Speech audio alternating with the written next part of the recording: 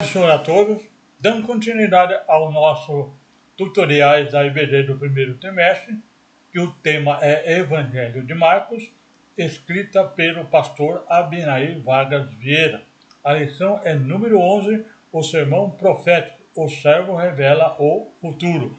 A coordenação é da missionária Jane, 12/3/2023.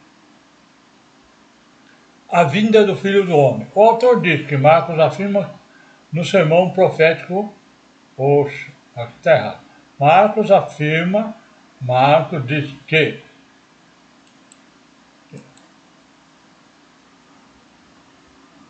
no sermão profético afirma que a vinda do Filho do Homem será no apogeu desse evento. Demonstra a urgência de estarmos precavidos para não sermos surpreendidos pela vinda repentina dos servos nas nuvens.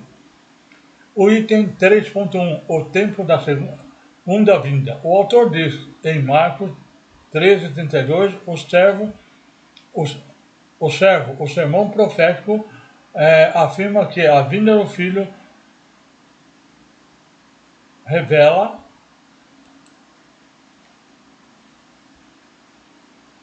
a vinda do Filho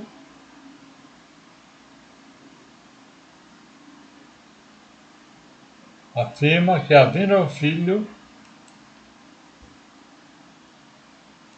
revela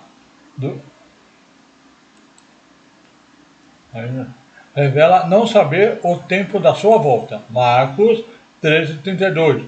Naquele dia, a hora, ninguém sabe, nem os anjos que estão no céu, nem o Filho, senão o Pai. O autor diz que nesse período trata-se do tempo que ele permaneceu na terra. E também o Evangelho de João registra a oração que Jesus fez pedindo ao Pai que lhe concedesse a glória ao Pai, apontando sua divindade. João 13:5. E agora glorifica-me tu, ó Pai, junto a ti mesmo, com aquela glória que tinha contigo antes que o mundo existisse. Aí no tópico comentarista o autor cita aqui, tá, o Manual Bíblico Undi. O comentarista cita Mateus 24:36 e Marcos 13:32, o qual diz que ninguém sabe o dia e a hora da sua vinda, da sua segunda vinda. Mateus 24:36, naquele dia e hora ninguém sabe, nem os anjos, nem o céu, mas unicamente meu Pai. Marcos 13:32, daquele dia e hora ninguém sabe, nem os anjos que estão no céu, nem o Filho, senão o Pai. O comentarista aqui, comenta sobre a atitude, tá, de completa humildade como servo, e que aquele que não conhece os negócios do Senhor. João 15:15. Já vos não chamarei servos, porque o servo não sabe o que faz o seu senhor, mas tenho-vos chamado amigos, porque tudo quanto ouvi do meu Pai vos tenho feito conhecer. E o comentarista conclui que Jesus, depois da morte, desfez a condição de servo, sendo ressuscitado e como filho glorificado, tudo sabia recebendo essa revelação.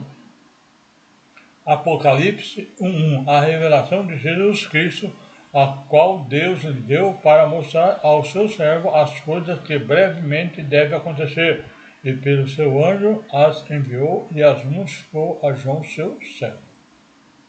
Aí no item 3.2, precisamos estar alertas em todo o tempo. O autor comenta em seu discurso Apocalipse e diz aos seus discípulos, Marcos 13:36, olhai, vigiai e orai, porque não sabeis quando chegará o tempo. O autor diz para compreender a necessidade de estarmos atentos, faz a comparação de um homem que sai e viaja para longe, e dá ordem e distribui trabalho entre os empregados e manda o porteiro vigiar. Marcos 13:34. É como um homem que, partindo para fora da terra, deixasse a sua casa e desse autoridade ao seu servo, e cada um a sua obra, e mandasse ao porteiro que vigiasse. O autor concluiu que devemos estar preparados para seu retorno e nos encontra adormecidos.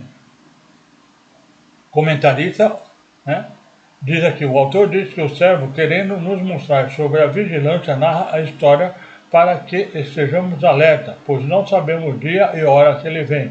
Marcos 13:35. Vigiai, pois, porque não sabeis quando virá o Senhor da casa, se à tarde, se à meia-noite, se ao cantar o galo, se pela manhã.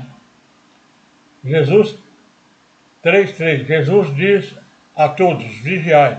O autor diz que o ensino principal de Marcos no capítulo 13 é vigiar. Jesus inicia seu discurso abordando o fim dos dias, falando sobre a importância da vigilância. Marcos 13:5. E Jesus respondendo-lhe, começou a dizer, olhai que ninguém vos engane. Marcos encerra o capítulo alertando para a necessidade da vigilância dita por Jesus. Marcos 13:37. E essas coisas vos digo e digo-as a todos, vigiai. Aí no tópico do comentarista cita novamente Warren Ayers. Comentarista diz que vigiar significa permanecer alerta em sua melhor postura. Desperta. Porque ninguém sabe quando Jesus voltará. E quando Jesus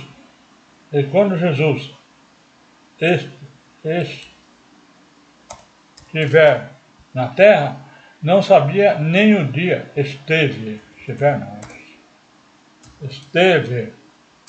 na terra, não sabia nem o dia e nem a hora de sua volta e nem mesmo os anjos. O mundo zomba da nossa esperança abençoada, mas ele voltará conforme prometeu. Né? É um pouco grande, mas vamos ler aqui. Né? É 2 Pedro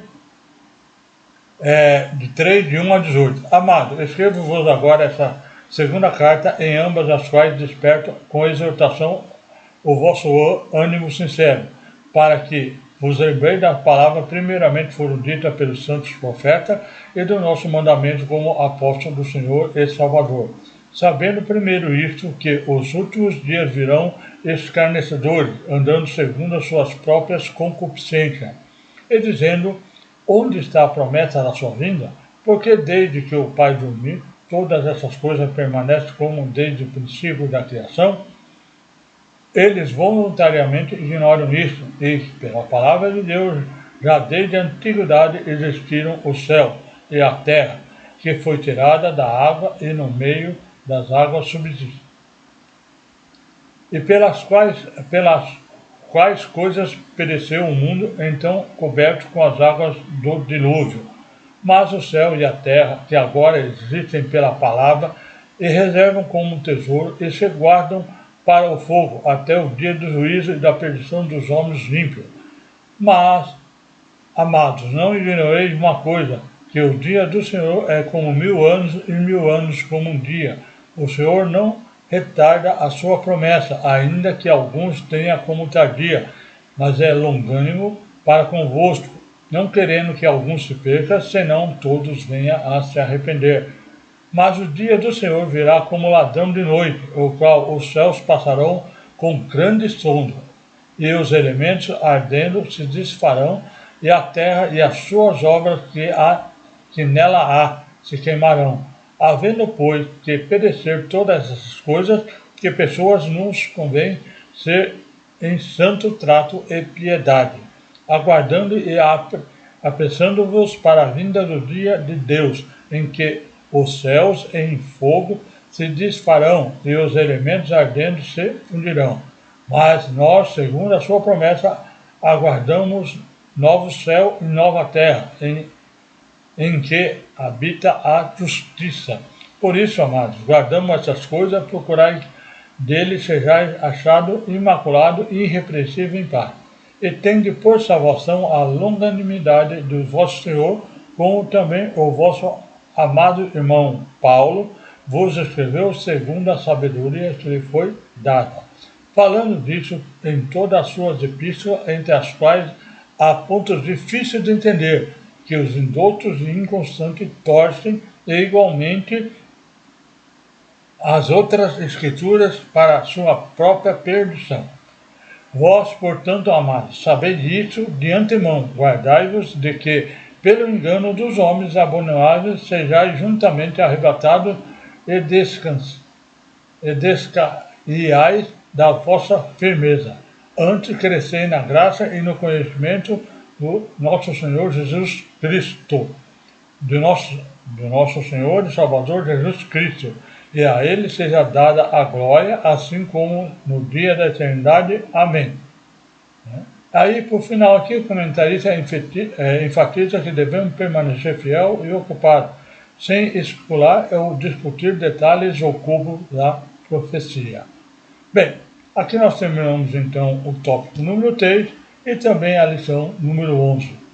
Aguardo todos na lição número 12. Só vou ver aqui o tema, só um minutinho.